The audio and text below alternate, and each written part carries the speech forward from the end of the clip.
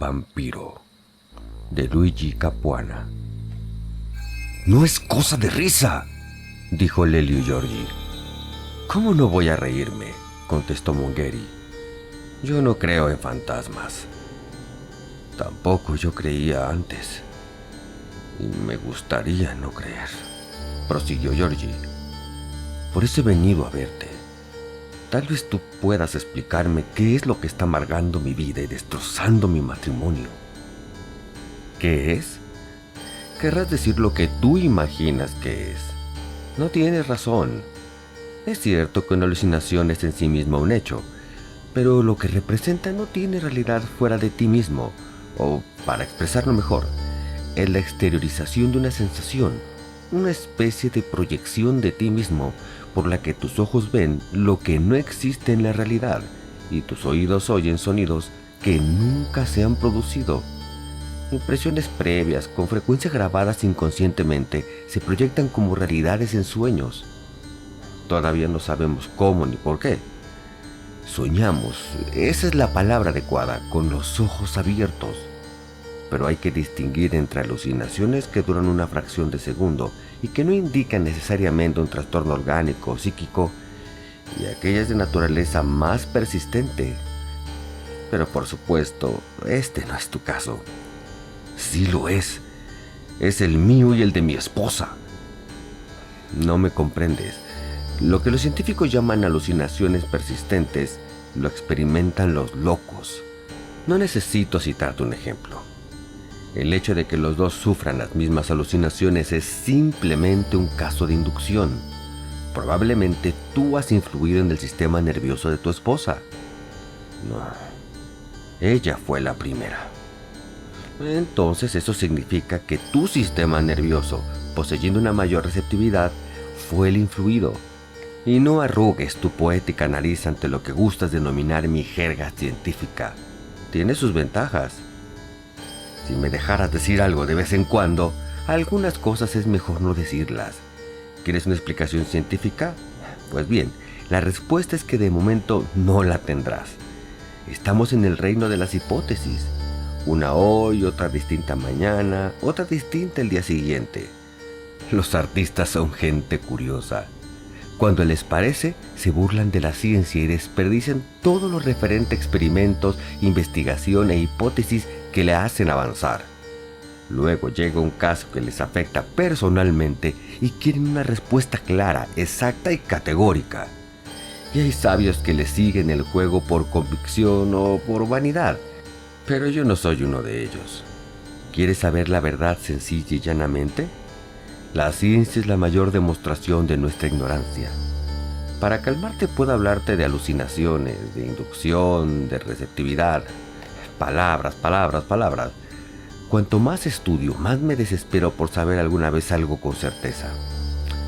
Parece intencionado que apenas los sabios se entusiasman con una nueva ley que han descubierto, se produce un nuevo hecho, algún descubrimiento que lo trastorna todo. Hay que tomar las cosas con calma, dejar que la vida siga. Lo que les ha sucedido a ti y a tu esposa ha sucedido a otros muchos. Pasará. ¿Por qué has de intentar descubrir cómo y por qué? ¿Tienes miedo de los sueños? Si me dejaras contarte. Adelante, pues. Cuéntame si quieres descargar tu corazón. Pero te advierto que no harás más que empeorarlo todo.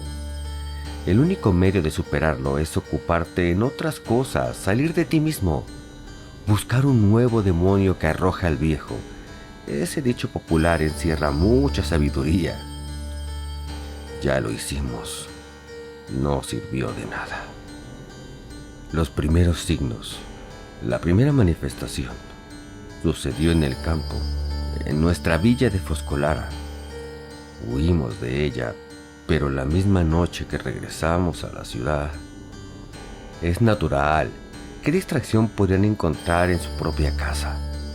Deberían viajar, permanecer en hoteles, un día aquí, otro día allá, pasar todo el día visitando lugares, viendo iglesias, museos, ir al teatro, volver tarde por la noche, cansados. Hicimos todo eso, pero los dos solos, por su cuenta, Deberían haber estado con un amigo, con un grupo. Así lo hicimos y no sirvió de nada. Todo depende del grupo. Era un grupo animado. Querrás decir egoísta. Se sentían aislados, lo sé, pero también nosotros estábamos animados mientras nos encontrábamos con ellos. Pero difícilmente puedes esperar que los amigos vengan a dormir contigo. ¿Entonces estaban dormidos? Realmente no sé ya a qué te refieres, si a un sueño, alucinaciones. Al diablo con tus sueños y alucinaciones. Estábamos bien despiertos y completamente sanos de mente y cuerpo, como lo estoy ahora. Si me dejaras siquiera decir una palabra de vez en cuando, como gustes, al menos podrías dejar que te expusiera los hechos. Los conozco, puedo imaginarlo todo. Los libros están llenos de ellos. Hay pequeñas diferencias de detalle, pero carecen de importancia. Lo esencial es siempre igual. Puedo tener siquiera la satisfacción de... Sí, centenares de ellos. Tú eres una de esas personas que parecen disfrutar creándose dificultades e incluso empeorándolas. Lo siento, es estúpido. Pero si lo deseas... Francamente pareces asustado. ¿Asustado de qué? Vaya una idea. Asustado de tener que cambiar de idea. Tú acabas de decirlo. No creo en fantasmas. ¿Y qué sucedería si te obligo a creer en fantasmas? Está bien, sería un golpe. ¿Qué otra cosa puedes esperar? Los sabios, al fin y al cabo, somos hombres. Cuando nuestro modo de ver las cosas, de juzgarlas, se turba, el intelecto se niega a seguir los sentidos. Incluso la inteligencia es cuestión de hábito. Pero ahora me tienes ya acorralado. Adelante pues, oigamos esos hechos extraordinarios. Bien, dijo Lelio Giorgi con un suspiro. Conoces ya los antecedentes de mis desgraciados años en América. Los padres de Luisa se oponían a nuestro matrimonio y tal vez tenían razón, pues pensaban sobre todo en la situación económica de su futuro hijo político. No tenían fe en mi capacidad y dudaban de mi futuro como poeta. El pequeño volumen de mis primeros versos era mi peor enemigo. No he escrito ni mucho menos publicado nada más desde aquel día hasta este momento. Y sin embargo, tú mismo, ahora, me calificas de poético. La etiqueta ha quedado, ¿eh? Pero pasemos adelante. Como a todos los escritores, te gusta volver a los principios remotos. No te impacientes. Escucha. No tuve noticias de Luisa durante los 3 años que estuve en Buenos Aires.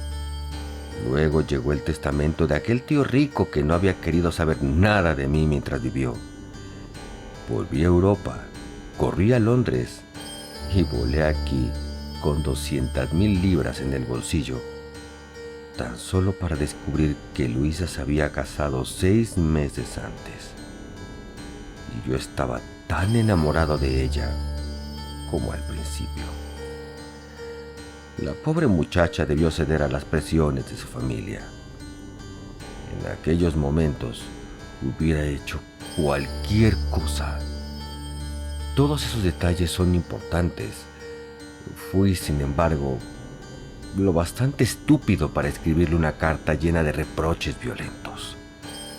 Nunca pensé que pudiera caer en manos de su esposo. Al día siguiente, él se presentó en mi casa. Había comprendido lo alocado de mi conducta y trató de calmarme. Se mostraba tranquilo. He venido a devolverle su carta, dijo. La abrí por error y no por curiosidad. Menos mal que lo hice. Estoy seguro de que es usted un caballero. Respeto su dolor, pero confío en que no tendrá intenciones de alterar innecesariamente la paz de una familia. Si es capaz de reflexionar un poco, comprenderá que nadie le ha hecho daño intencionalmente. Ha sido simplemente una desgracia. debe ver cuál es su obligación y le diré claramente que estoy decidido a defender mi felicidad a toda costa. Estaba pálido mientras hablaba y su voz temblaba. «Debo excusarme por mi indiscreción», contesté, «y para tranquilizarle, le diré que mañana salgo para París». Yo debía estar aún más pálido que él, y las palabras apenas si venían a mis labios. Le tendí la mano y él me la estrechó. Cumplí mi palabra. 6 meses más tarde recibí un telegrama de Luisa. «Soy viuda. Todavía te amo. ¿Y tú?» Su esposo había muerto 2 meses antes. Así es la vida, una mala racha. Es lo que yo pensé egoístamente. Pero no siempre es cierto. Nunca había sido tan feliz en mi vida como en mi noche de bodas y los meses que le siguieron. Los dos evitábamos mencionarle. Luisa había destruido todos sus recuerdos, no por ingratitud, pues él se había esforzado por hacerla feliz, sino porque tenía miedo de que incluso el menor recuerdo podía molestarme. Y tenía razón. Algunas veces, la idea de que alguien, aunque legítimamente, la había poseído, me hacía temblar de los pies a la cabeza. Y apenas podía ocultárselo. Con frecuencia debía advertirlo, y entonces sus ojos quedaban bañados en lágrimas. Pero qué radiante estaba el día en que pudo decirme con seguridad que esperaba un niño. Lo recuerdo claramente. Estábamos tomando café. Yo me encontraba en pie y ella estaba sentada con un aspecto de cansancio conmovedor. Y eso fue la primera vez que hizo referencia al pasado. «¿Cuánto me alegro de que no sucediera esto entonces?», exclamó. Oímos un fuerte ruido en la puerta, como si alguien lo hubiera golpeado con el puño. Nos levantamos de un salto. Corrí para ver qué había sucedido, suponiendo que se trataba de alguno de los criados, pero la habitación contigua estaba vacía. Pudo haber sido alguna de las vigas de la casa dilatada por el calor. Así se lo expliqué a Luisa, viendo cuál trastornada estaba, pero yo mismo no estaba convencido. Me sentía bastante inquieto. Esperamos unos minutos y no sucedió nada. Pero a partir de entonces, advertí que Luisa evitaba quedarse sola. Estaba todavía asustada, aunque no quería confesarlo, y yo no me atrevía a interrogarla. Y ahora veo que los dos influían uno al otro sin darse cuenta. Nada de eso. Pocos días más tarde, yo me reía de todo el episodio y atribuía la mente agitada de Luisa a su estado. Luego, incluso ella pareció calmarse. Finalmente nació el niño. Pasados unos pocos meses, advertí que había vuelto la vieja sensación de temor y terror. Por la noche, de pronto, se agarraba a mí fría y temblorosa. «¿Qué te sucede? ¿Estás enferma?», le preguntaba ansiosamente. «Estoy asustada». «¿No has oído?». «No». «¿No oyes?», insistió la noche siguiente. «¿No?». Aunque esta vez había oído el sonido de pasos en la habitación, pasos que iban de un lado a otro junto a la cama. Dije no, para no asustarla más. Levanté la cabeza y miré alrededor. ¿Será algún ratón? Tengo miedo. Y durante varias noches, a la misma hora, los mismos pasos arrastrándose, el mismo ir y venir misterioso junto a la cama, de un lado al otro. Estábamos en silencio esperando, y sus nervios en tensión hicieron lo demás. Ya me conoces. No soy una persona que se altera fácilmente. Procuré aparentar despreocupación por Luisa, Traté de explicar las cosas, ecos de sonidos lejanos, resonancias accidentales en la estructura de la villa. Regresamos a la ciudad, pero aquella misma noche el fenómeno se repitió peor que antes. En 2 ocasiones, la cama se agitó violentamente. Miré fuera. Es él, tartamudeó Luisa ocultándose entre las sábanas. Si me permites que te lo diga, le interrumpió Mongeri, no me casaría con una viuda por todo el oro del mundo. Algo del esposo muerto queda siempre en ella pese a todo. Tu esposa no estaba viendo un fantasma. Al decir él, se refería a las sensaciones que dejó atrás algo puramente fisiológico. Tal vez sea así, respondió Lelio Giorgi. Pero en este caso, ¿a dónde vamos a parar? Sugestión. Ahora parece perfectamente claro. Sugestión tan solo en determinados momentos, en medio de la noche. El simple hecho de esperar que va a suceder es suficiente. Entonces, ¿cómo pueden los fenómenos variar cada vez si mi imaginación no está trabajando? Eso es lo que crees. El inconsciente trabaja. Déjame que continúe. Guarda tus explicaciones para cuando haya terminado. A la mañana siguiente, pudimos discutir el asunto con relativa calma. Luisa describió sus impresiones y yo le conté las mías. Me convencí de que nuestras imaginaciones sobreexcitadas no nos habían jugado una mala pasada. El mismo golpe en la cama, el mismo tirar de las sábanas, en las mismas circunstancias cuando yo trataba de consolarla con un beso para evitar que llorara. Era como si alguien hubiera provocado el enojo de la persona invisible. Luego, una noche, Luisa me rodeó el cuello con los brazos y murmuró en mi oído con una voz que me hizo estremecer.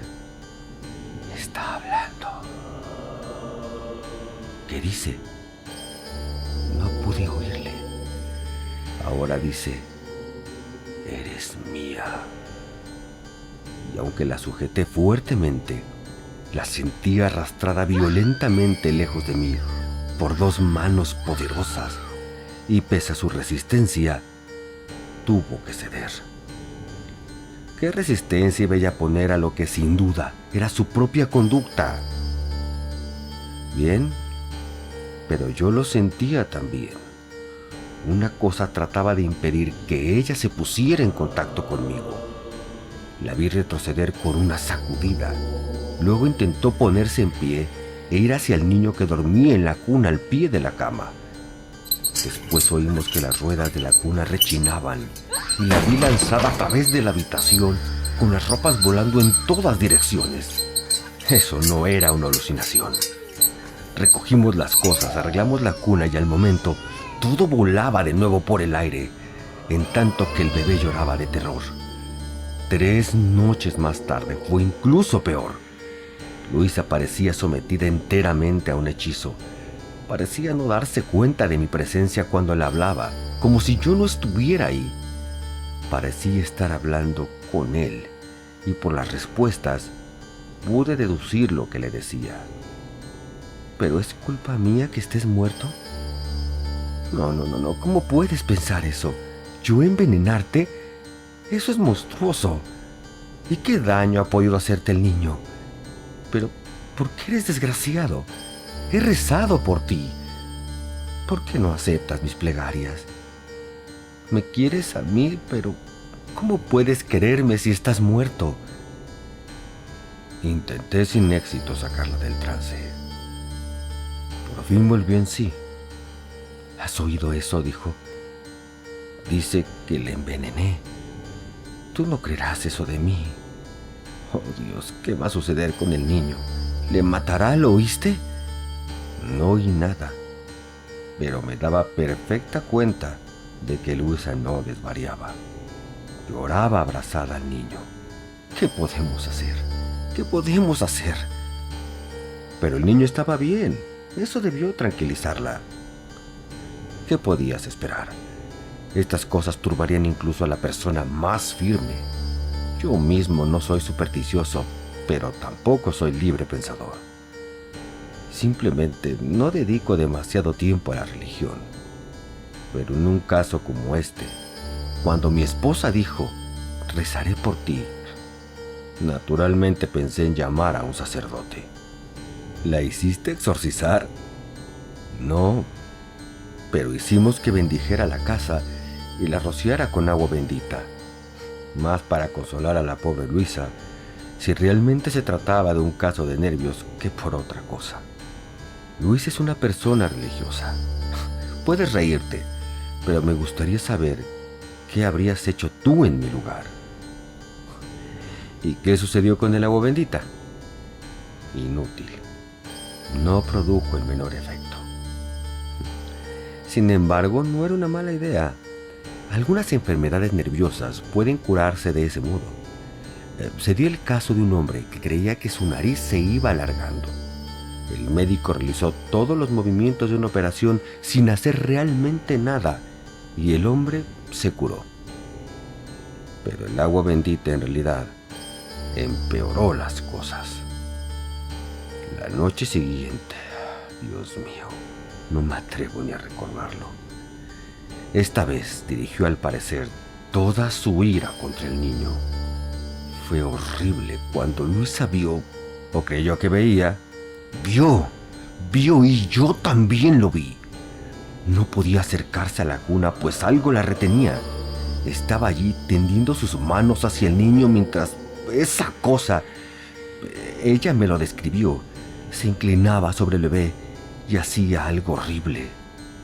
Aplicaba sus labios a la boca del bebé, chupando su sangre. Durante 3 noches se repitió ese horrible hecho y el pobre pequeño no le reconocerías. Era un bebé rechoncho y sonrosado. Y ahora, en solo 3 noches, parece una flor marchita. Esto no puede ser imaginación. Ven tú mismo a comprobarlo. Entonces, ¿podría realmente ser? Gary quedó pensativo unos minutos, frunciendo el ceño. La sonrisa sarcástica y un tanto compasiva con que había escuchado a Lelio y Georgie se había borrado del todo. Luego alzó la vista y dijo: entonces, ¿podría realmente ser? Escucha, no puedo explicar nada porque estoy convencido de que no hay explicación. Uno no puede ser más escéptico de lo que soy, pero puedo darte algún consejo que tal vez te haga reír viniendo de mí. En todo caso, tú tienes que decidir. Haré enseguida lo que sugieras. ¿Ok? Necesitarás varios días para lo que tienes que hacer. Te ayudaré a abreviar los trámites. No dudo de los hechos que me has expuesto. Y debo añadir que desde que la ciencia se ha decidido a examinar este tipo de problemas, se ha vuelto también menos escéptica. Ahora trata de ver esta cuestión como si se tratara de un fenómeno natural, pero un problema físico, no un problema espiritual. Esto no es de nuestra incumbencia y lo dejamos a los sacerdotes o a los espiritistas. Nosotros nos ocupamos de la carne, la sangre y los huesos que forman un individuo y se desintegran en sus elementos originales cuando muere. Pero aquí surge la cuestión. Esta desintegración, esta interrupción de funciones orgánicas, ¿termina instantáneamente con la muerte, anulando toda la individualidad? ¿O en algunos casos persiste durante algún tiempo después de la muerte? Empezamos a sospechar que esto es lo que podría suceder. Y la ciencia está a punto de volver a las creencias populares. Llevo 3 años estudiando los remedios empíricos de las viejas comadres y las brujas. Y voy llegando a la conclusión de que son, en realidad, restos de antiguas creencias ocultas y también incluso más probablemente de los instintos que podemos observar en los animales. Cuando el hombre estuvo más cerca de los animales, conocía instintivamente el valor medicinal de ciertas hierbas, pero conforme fue apartándose de ellos, perdió este uso primitivo de ciertas facultades y la tradición murió. Tan solo las buenas campesinas en las que estaba más enraizado el conocimiento conservaron estas medicinas naturales. Y creo que la ciencia debería estudiarlas, pues toda superstición contiene algo más que un simple error popular. Te pido perdón por esta digresión. Lo que los científicos admiten ahora es que la existencia de un individuo no cesa con la muerte, sino tan solo con la descomposición real del cuerpo. La superstición popular lo ha reconocido ya mediante la creencia en vampiros. Incluso nos han ofrecido un remedio contra ellos. Los vampiros son individuos raros, pero no inexistentes, que subsisten después de la muerte. Tal vez te sorprenda, pero este es un caso y no el único en el que la ciencia y la superstición popular, o más bien la intuición primitiva, están de acuerdo. ¿Y cuál es la única defensa contra este fenómeno maligno? Este individuo fuera de su cuerpo que chupa la sangre y la fuerza vital de los individuos sanos. La destrucción completa de su cuerpo anterior. Allí donde ha aparecido un vampiro, las víctimas han corrido a la tumba, han excavado el cuerpo y lo han quemado. Entonces el vampiro realmente muere y las apariciones cesan. Decías ahora que tu bebé... Ven a verle. No lo reconocerás. Luisa va a volverse loca. Y creo que yo también. Me digo una y otra vez que no puede ser cierto, que esto no puede suceder. Incluso pienso, si ella lo envenenó fue por mí, y eso demuestra cuánto me ama. Pero no da resultado. La idea me repele. Ella incluso me repele. Todo es obra de él. Y los reproches continúan, según puedo deducir por sus respuestas. ¿Cómo? ¿Envenenarte yo? ¿Cómo puedes creer semejante cosa? La vida se ha vuelto imposible. Llevamos meses así. Tú eres la primera persona a la que me he atrevido a confesárselo. Estoy desesperado. Necesito ayuda. Incluso nos habíamos resignado a no ser por el niño.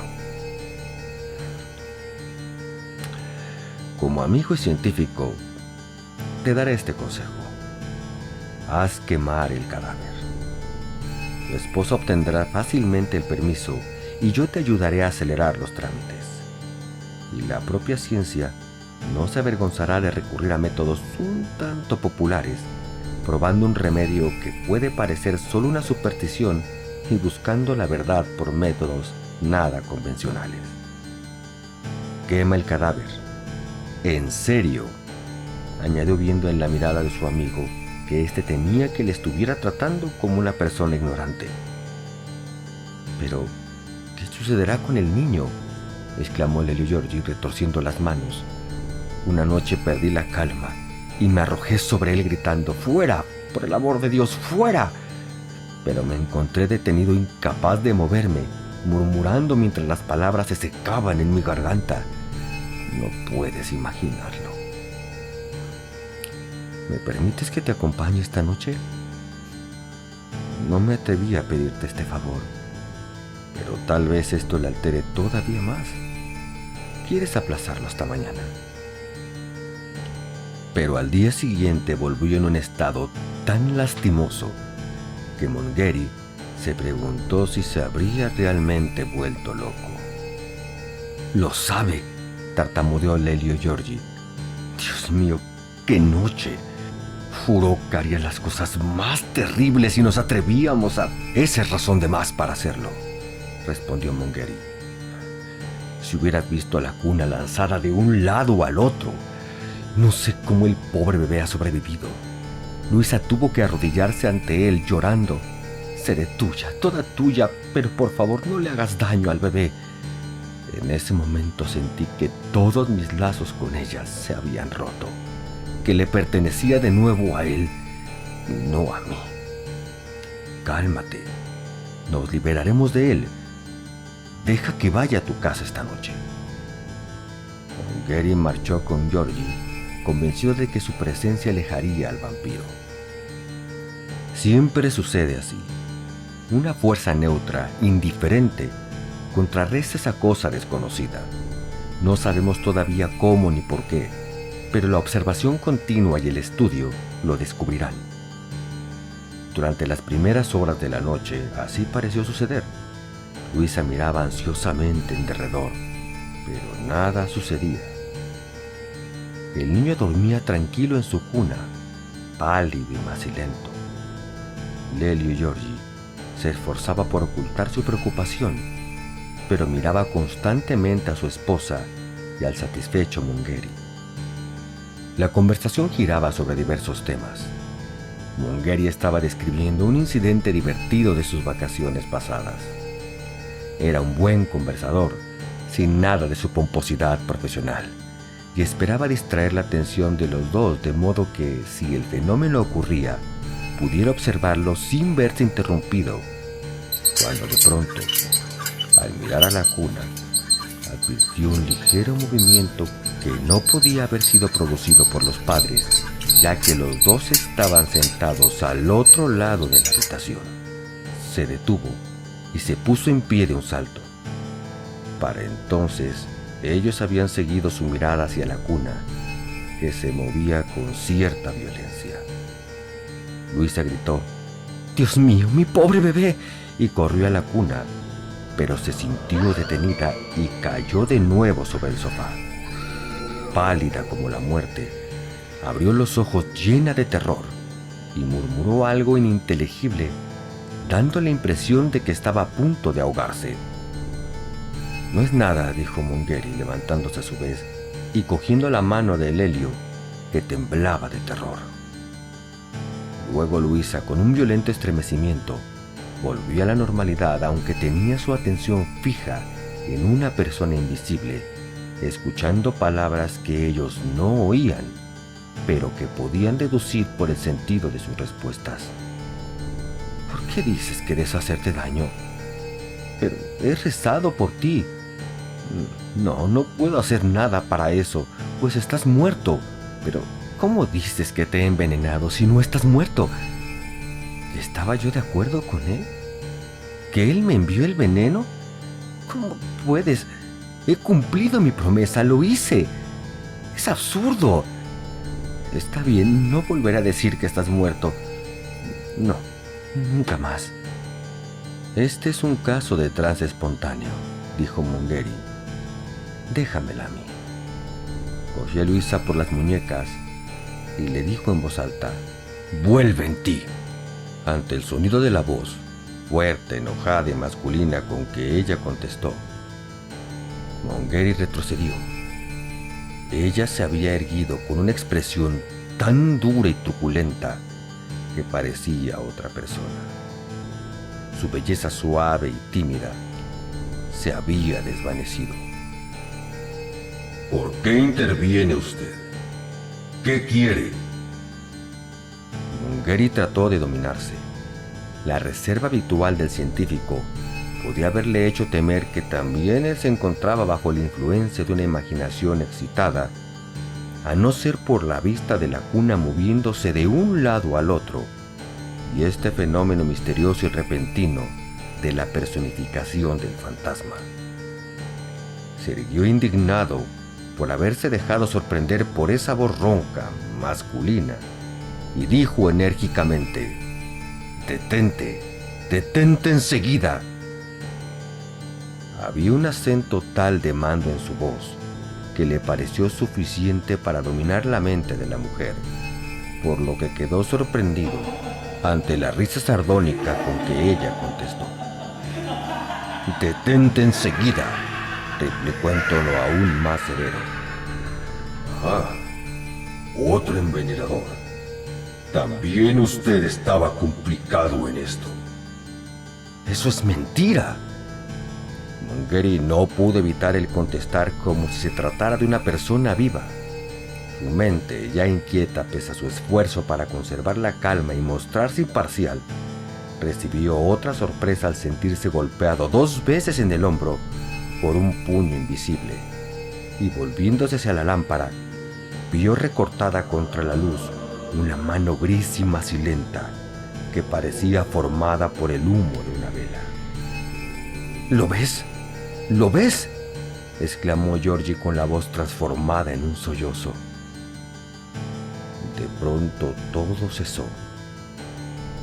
Luisa salió de su trance y miró en derredor como si despertara de un sueño natural, interrogando a su esposo y a Mongeri con un movimiento patético de la cabeza.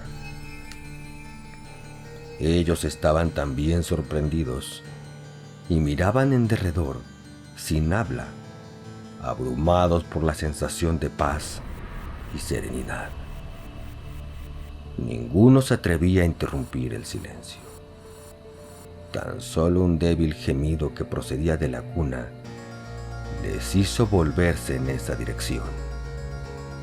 El bebé sollozaba y se debatía contra la presión de algo que se apretaba contra su boca. Luego, sin previo aviso, eso también cesó y no sucedió nada más. A la mañana siguiente, camino de casa, Mongeri pensaba no solo en la locura de los sabios que no examinan casos que coinciden con la superstición popular, sino también en lo que él había dicho 2 días antes a su amigo: no me casaría con una viuda ni por todo el oro del mundo. Como sabio, se había portado bien, llevando el experimento a su conclusión lógica, sin pensar en las consecuencias del fracaso en el caso de que el experimento, quemar el cuerpo del primer esposo de Luisa, hubiera fracasado. Pero, pese a que el experimento había confirmado una superstición popular y que a partir del día de la cremación, las visitas habían cesado completamente, con gran alivio por parte del buen Lelio, Georgie y Luisa, en su informe, todavía no publicado, no escribió con entera sinceridad. No pudo decir: los hechos son estos y el resultado del remedio es que la superstición popular ha triunfado sobre la estrechez de miras de la ciencia. El vampiro murió apenas se quemó su cuerpo. No. Restringió su narración con tantos síes y peros y lo confundió con tantas alucinaciones, sugestiones e inducciones, sencillamente para confirmar lo que había ya confesado, que incluso la inteligencia es cuestión de hábito y que el verse obligado a cambiar de opinión le había turbado.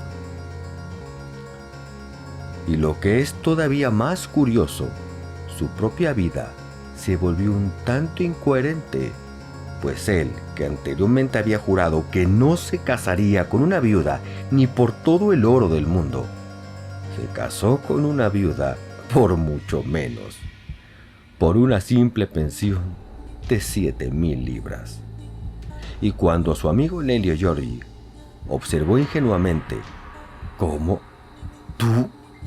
Respondió: pero su esposo lleva muerto 7 años y no queda de él el menor rastro. Sin comprender que al decir esto, estaba contradiciendo al autor de aquel informe un caso de supuesto vampirismo, es decir, a sí mismo. Esperamos que hayas disfrutado el relato. Puedes apoyar el canal invitándonos un café, ya sea a través del link de Mercado Pago que está aquí abajo o en nuestra página de Ko-fi. Ambos links podrán encontrarlos en la caja de comentarios. También puedes apoyarnos recomendando el canal y compartiendo para que llegue más gente. Si tienes alguna sugerencia, algún relato que te gustaría que narrásemos o incluso alguno de tu autoría, háznoslo saber en los comentarios. Suscríbete y no olvides que cada semana subimos nuevos relatos.